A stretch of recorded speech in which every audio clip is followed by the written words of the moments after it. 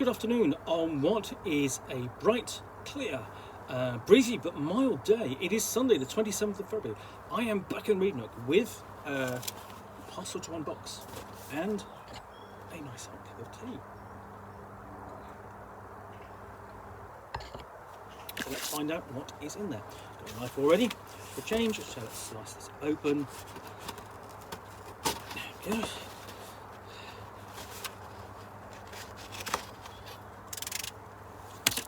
And what we have, in the bad, but that's good. Okay. What we have in here is, moving the box out of the way, is that. This is SoloQuest, RuneQuest SoloQuest, 3 solo adventures, published by Chaosium, written by Alan Laverne, and this is published, let's have a look, in 1982. This is the first printing, yeah, this is 40 years old, and it's a anthology of solo adventures for what would have been RuneQuest II at the time. So it's got 3 adventures in here. Dream Quest. Once upon a dream, your god appears to you. You're offered the opportunity to serve your god by defeating 4 foes in Mortal Kombat. Step-by-step solo melee combat rules for the detailed RuneQuest combat sequence are provided. Phony stones. Someone has been selling counterfeit Isaris statues. Everyone is upset. The buyers because they thought they were becoming members of the Isaris with the purchase. The Isaris temple because it undermines the sale of their own statues. Big reward is offered for the capture of the counterfeiter. My money's on an Imali, or a member of the Landroll cult, but Imali first, because they would do that, because they're gits. Mcguffin Hunt. The dwarves have stolen the valuable McGuffin. You were offered a big reward for its recovery and apprehension of the thieves. The dwarves have hidden their prize in their intricate labyrinth of tunnels in the dwarf mountains. Who will dare? So, and it's really got like big, flat, and open, and a bit boring actually to look at, just flipping it open. But let's get into it. So, okay, so introduction. SoloQuest is the first solo adventure book for RuneQuest. There would be a total of 3, and I'm going to unbox those because there's more of these in here. This book contains 3 solitary adventures for Gloranthan or non-Gloranthan characters. This book may also be used for characters from Quest World. Quest World being the other setting that got a box set and was provided as a development setting for other publishers, but only got that box set. The first adventure, RuneQuest, is an introductory quest that teaches the players how to run solo melee battles using the detailed RuneQuest system. Use the experience gained in this scenario to run melee battles in Phony Stones and Mcguffin Hunt. For maximum enjoyment, play scenarios in order. RuneQuest may be played over and over again with different characters. Phony Stones and Mcguffin Hunt are mystery puzzles that, once solved, should not be attempted again by the same player. A referee, however, can use these scenarios several times with different players. Happy gaming. Conquest in the Land of Dreams. Once upon a dream, your god appears. You are asked to fulfill a mission, a symbolic reenactment of your god's conquest. In your dream, you'll attempt to defeat your god's enemies. Unlike most dreams, in this one, there are real risks to run and real rewards to gain. So this is almost like a hero quest, if you will. Note, Rune Masters are not allowed to take part in this minor quest. So, it's definitely Dream Quest, and it's definitely a quest. So here we've got the rules for individual encounters,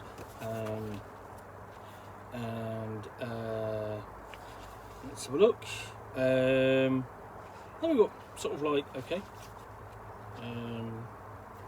different encounters here.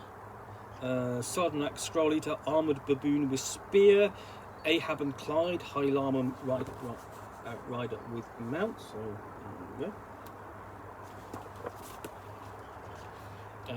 Greenback Dolly, Beautiful Dryad, and Errol, Swashbuckling Manticore. So yeah, slightly bonkers take upon these creatures. Lucky the Human Athlete and the Rhino, Sensitive Vegetarian. I'm sure rhinos do have a sensitive side.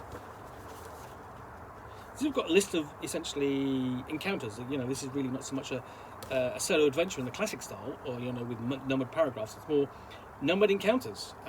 Westgate the Wizard and Susie and Laudette, so Master of Spells is the Wizard, and Tusk Rider with Tusker. Rubble runners, poisonous down a giant rat, Scarface, ugly cave troll. So we're up to 10 here. And you're thinking, how many does the player character have to defeat? Skyball, beware of flying ball. Yuck, trollking scorpion. I would think that would go with another yuck. Huey and Louie, 2 ducks, of course. Mindless Minotaur, that is Malazar. So yeah, this is really just a question of beat 'em up, bash 'em down. Characters, okay, sorry, stabby, because it's probably going to be more stabby, because unless you're a troll character. Poison knife thrower, Dagger Lee, Oakhead, elf with poor memory. Really quite ridiculous. And here we've got, in each case, you've got essentially the stats, the reaction, and some background and so on, but basically how to handle the combat. Not much background. So Oakhead, for example, the elf with poor memory. Oakhead is friendly to any elf or any other Eldrya initiate. He is neutral to any other character who knows food song or preserve herbs. Theoretically, he is hostile toward everybody else. However, as long as you're not a troll or a dwarf, may try to seem very sylvan. To impress Oakhead with your Elvis militude, as in verisimilitude, you must successfully move quietly. Remember to correct for your armour. If you succeed, Oakhead will think you must be a good person deep in your heart and will not attack you unless he makes his inch roll of 30%. So Elvis Centaur with bow and stub, bow and lance. Stubbs the sensitive patriotic dwarf. We've got the cockatrice, petrifying poisonous pecker. Oak Blight, renegade elf, and the final conflict. So that's really basically a big list of NPCs to battle. Then we get on to the solo adventure. More phony stones requires more than just brawn and muscle. You must have the ability to reason deductively. A little luck wouldn't hurt either. And this takes place in Whitewall, where a reward of 1,500 luna has been offered by the local Esseres temple for the capture of the person selling bogus statues of the Esseres in the Whitewall area in the past 3 weeks. So you've also got like a newspaper article there.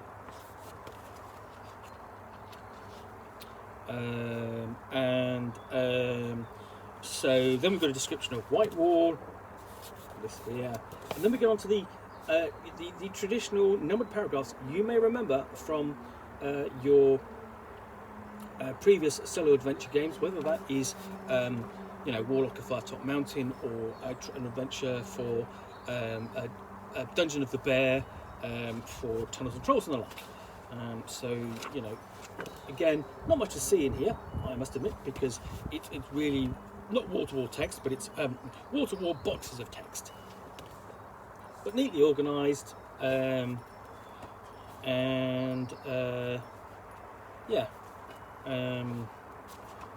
are we up to?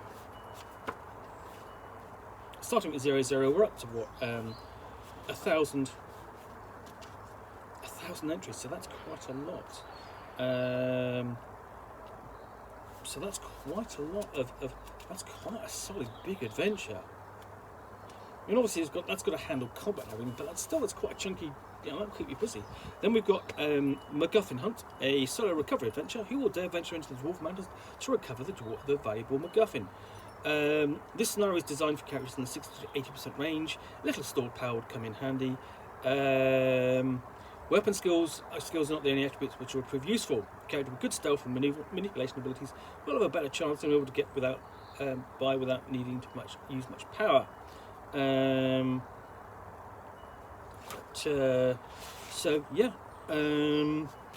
again we do the same thing. So I think some of these characters you could probably, I think you wonder, would it be interesting to see whether you could take a RuneQuest character, create it, and then run it out, or even run one of those out of the starter set and play these.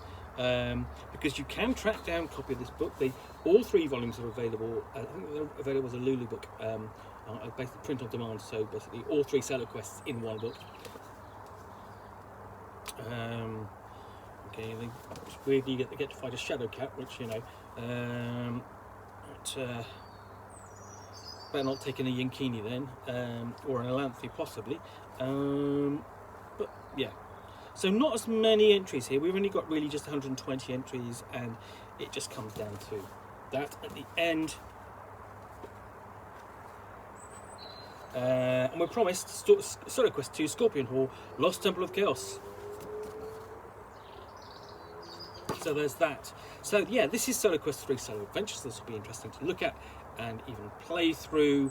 I could certainly sit down there and take a character that I created with RuneQuest role-playing in Glorantha through this with relatively little difficulty, I should imagine. But we'll wait and see, as it were. Yeah. Anyway, thank you for watching another unboxing in the Nook. If you've enjoyed this, then please do click the like button down below. And of course, if you've got any comments or feedback, I appreciate you taking the time to post those.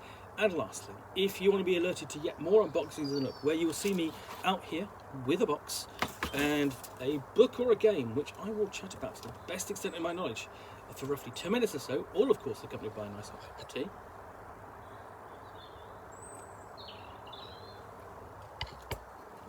Then please do hit that subscribe button.